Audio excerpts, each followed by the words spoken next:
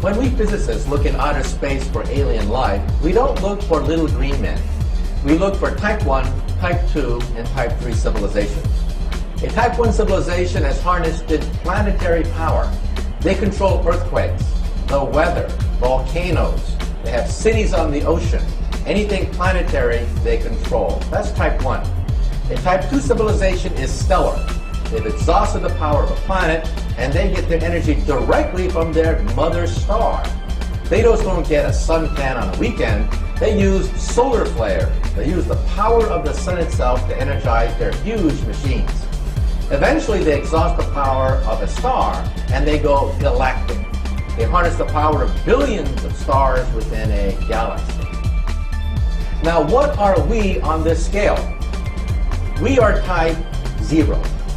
We don't even rate on this scale. We get our energy from, not from stars or galaxies, we get our energy from dead plants, oil and coal. Historians will look back and say, holy shit, they were making materials, selling them for corporation profit over and over and over and over again with absolutely no reference to what the planet had and recycling protocols and everything else. They were burning fossil fuels at 1,000,000 times the rate of their actual renewability. They're going to laugh at us, wondering what the hell kind of primitive, dumbass species we actually were, if we even survived to reach that point. From an extraterrestrial perspective, our global civilization is clearly on the edge of failure in the most important task it faces, preserving the lives and well-being of its citizens and the future habitability of the planet. This transition is also the most important because it's not clear if we're going to make it. When we look at outer space, we see no evidence of type 1, 2, or 3 anywhere. No evidence whatsoever. The mathematics say that there should be thousands of type 1, 2, and 3 civilizations in the galaxy. We see no evidence of any whatsoever. And why is that?